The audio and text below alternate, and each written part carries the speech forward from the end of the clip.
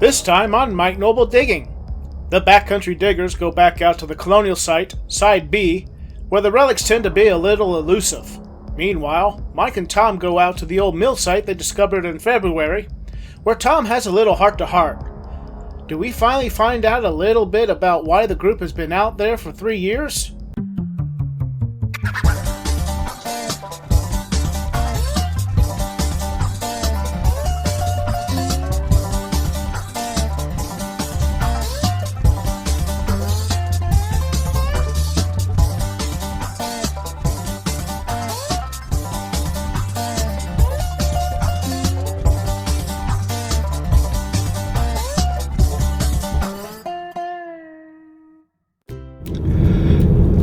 Alright, here's the deal.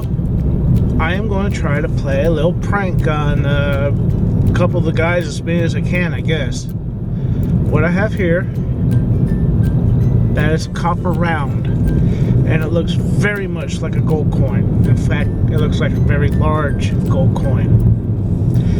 And I'm going to try to pull a prank, make somebody think that I just dug a gold coin. We'll see what happens. I'm hoping we get a good response from this.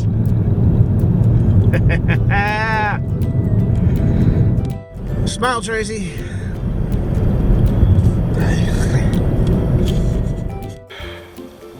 Well, I caught up to Chet. He's somewhere behind me. It's kind of a thick, overgrown woods back there.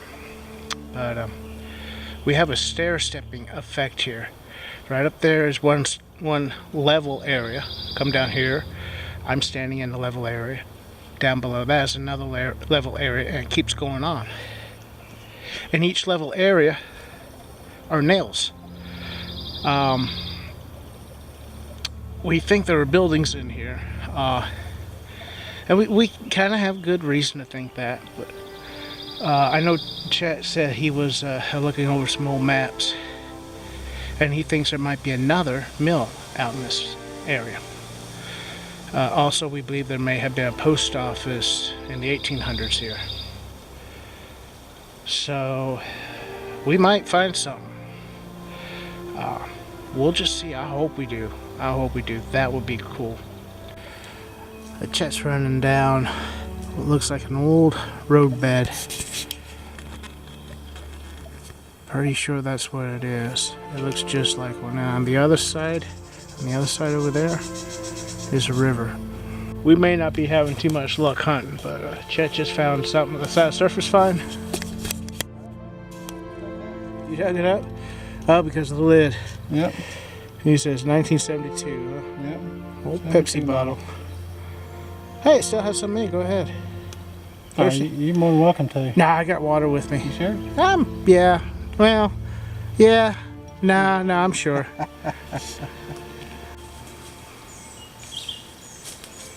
Jack just got himself a really cool old iron relic. What's up, guys? Oh. Just came out of the ground with this. That is pretty freaking sweet.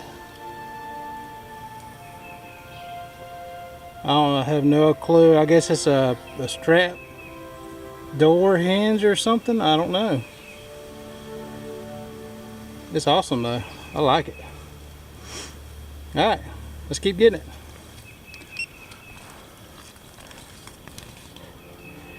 What is that, guys? It's got a little bit at the end there. It's got the square holes.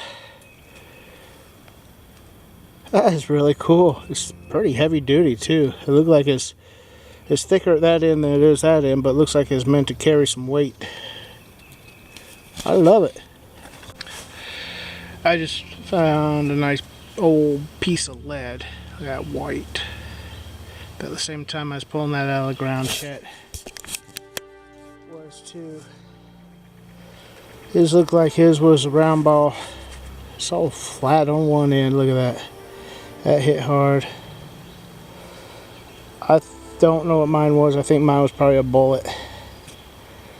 So who knows? Who knows? Who knows? At least we're finding something. I know it.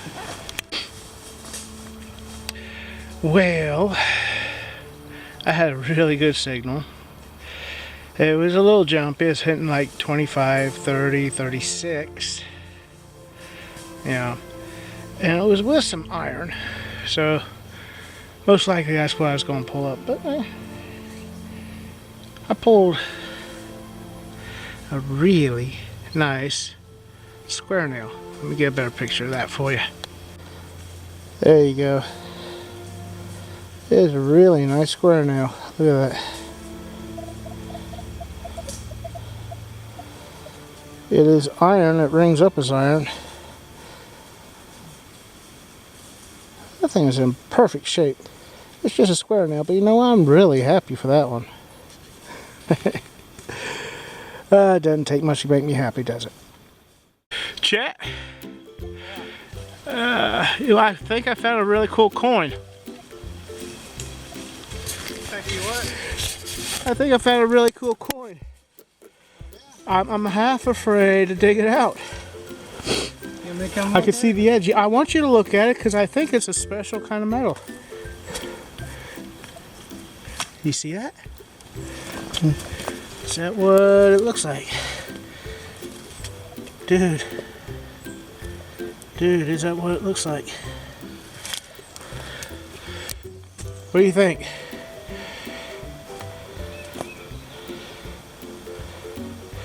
What in the world?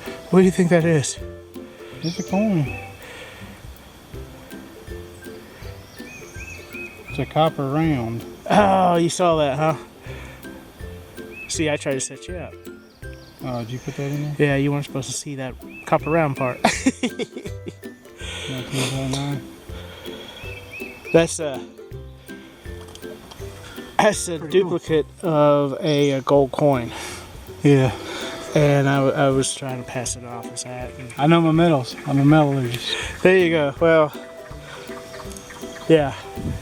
Cool. Can't no fooling you, man. Nah, not today.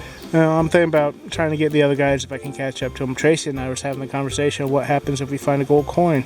Oh yeah? Yeah, he brought it up too, so I think it'd be cool if I found that under his nose. Oh yeah. Or, have him pull it out. Yeah. Don't know if we can catch up to him though. Mike and Tom go to try to find the old mill they discovered back in February. Back then, there was no underbrush and it was clear and wide open. Today, well, that's a different story. They might not find it. We're looking for the old mill, guys. It's so grown up in here, it's no wonder we didn't find it till when we did, back in February. All the brush was down. It was a whole lot easier to find then. Yeah, you can see it. It's all grown up. We found a resident out here. He might know something about our mill. We can't get to him.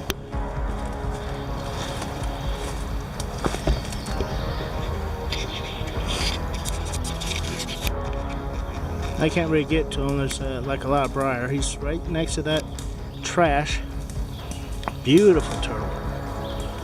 Brown eyes. Boy, he's got some pretty color. It's a little box turtle. Alright. Pretty thing, eh?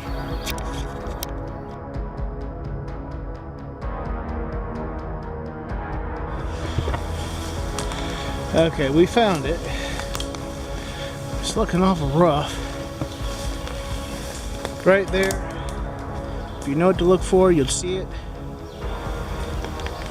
Yeah, it was hiding on us. See if we can find a way over to it. It makes sense why we didn't find it until it was wintertime. It sure does. Look how hidden it is behind that grass. Yep. It was just gone. It's gone now too, but we had a pretty good idea where to look. And if the area was flooded, we'd have just walked around it. We'd have skipped it all together. I agree.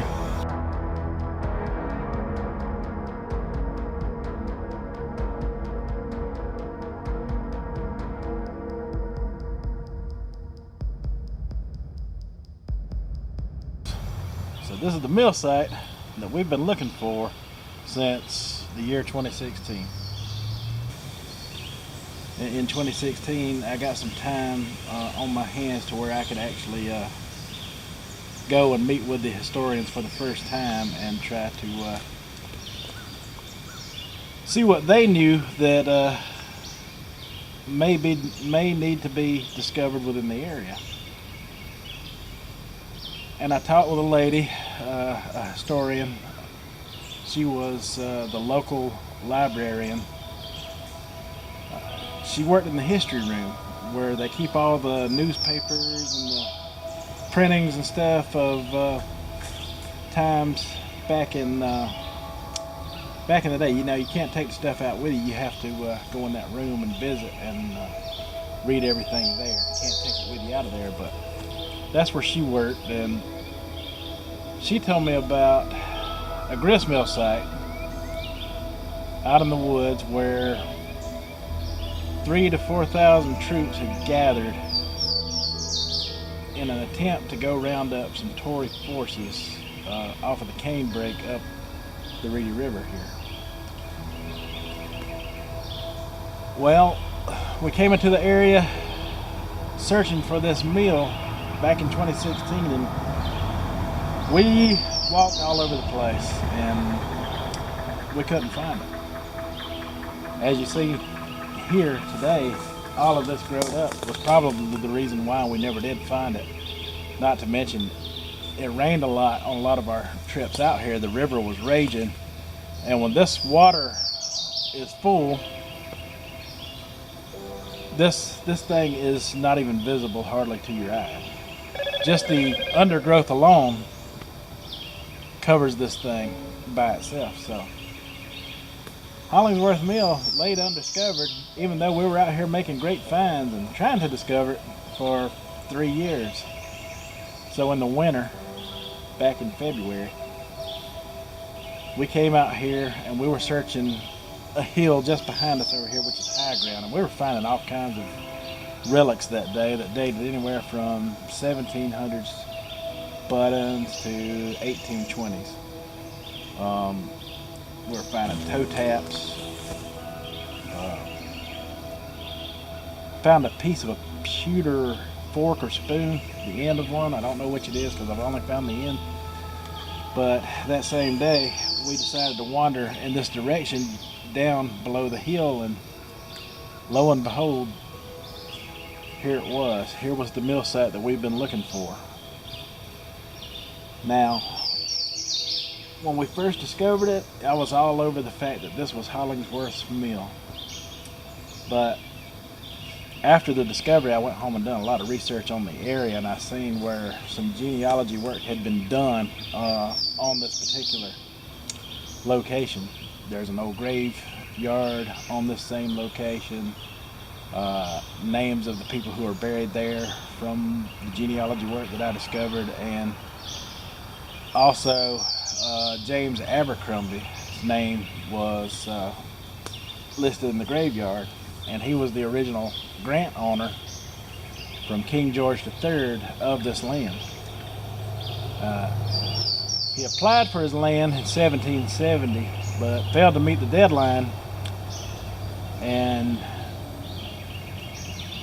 so he didn't get his paperwork turned in on time on the deadline in 1770, so he had to reapply. So he didn't actually acquire the land until 1774.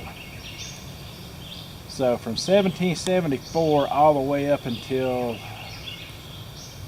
1819 was the year of his death. But there's an 1820 map that actually has this mill listed on it as Abercrombie's mill. So that tells me that Abercrombie owned this mill throughout the entire Revolutionary conflict. There's just too many facts out there stating this. So, could it have been George Hollingsworth's mill? Now, I don't know. I know that prior to Abercrombie receiving his land grant here, there could have been like a lease and release. There was a lot of that type of stuff going on in the area, like a lease of land and then a release of within 2 years. So it is very possible that George Hollingsworth built this mill on a lease and then released this 2 years later, and that's how James Abercrombie come to acquire it. If this is in fact Hollingsworth Mill, that is the only thing that makes the most sense, because there's just too much documentation out there about this being Abercrombie's mill. But now, the location that it sits in, from everything that I've heard from the historians, is pretty accurate to where they think it would have been, considering where James Lindley's land is, which this was supposed to have bordered it. Talking about James Lindley of Lindley's Fort. I'd also like to thank Miss Elaine Martin. If it wasn't for Elaine, none of this would have been possible. She gave me paperwork on this project that we took on. She asked me specifically to come out here and find George Hollingsworth's mill. She said, if anybody can find it, you can. And she was right, but it was such a project of undertaking that I had to recruit help. I came out here a few times on my own, well, not exactly on my own, but with other people, and they lost interest real quick. It takes a special type of person to come out here and be able to look for this type of structure and this type of environment. It takes people with real dedication to get out here, and the guys that came out here and helped me find this, I really appreciate them. They've become good friends, and I think it's going to be lifelong from this point out. But yeah, without Elaine Martin, none of this would have been possible. Big thanks to her. She's no longer with us, and I wish she was, to see the discovery of this. But I can tell you that other historians in the area are ecstatic about it. So, I guess the link between Abercrombie's mill and George Hollingsworth is on them at this point. And if they decide it's not, we will continue the search. But if they decide that it is, mission accomplished.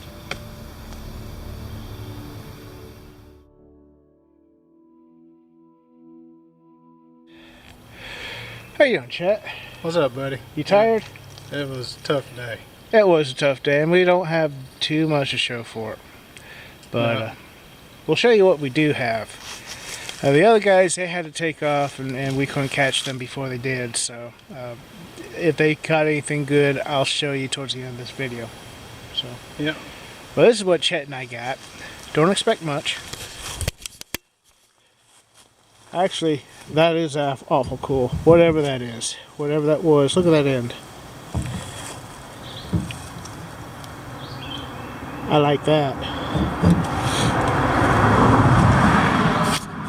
He got himself a 90 something or other penny there.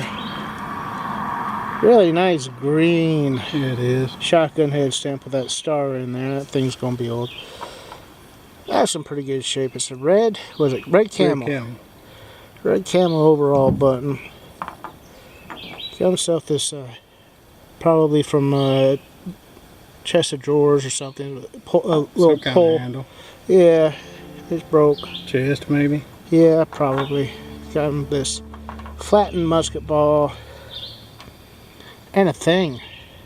It's like a rivet, maybe. It is kind of a rivet, but it's spread out there. It looked like it's like a decorative type thing. Very weird. And I'm not much better. I'm not any better. I got 3 shotgun head stamps. I know I dug more than that. I got myself some lead. I got this old piece, whatever it was. I got that really cool nail. So It's a pretty nail. that's a pretty nail. It's always good to get out. This is a great place too. Yep. Just think what all happened out here. It's A amazing. lot of history. Yes, sir.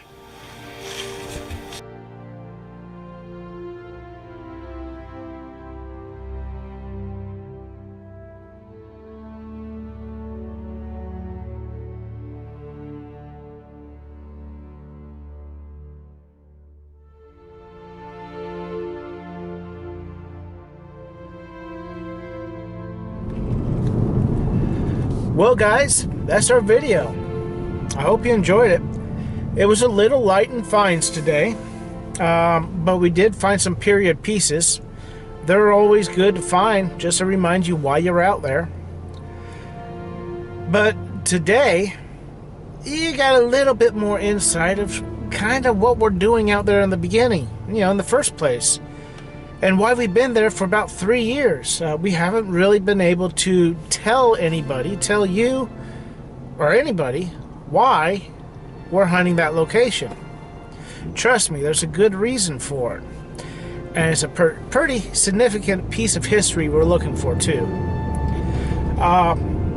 Just look for that video coming up, hopefully very soon. Until next time, guys, we will catch you later. Bye.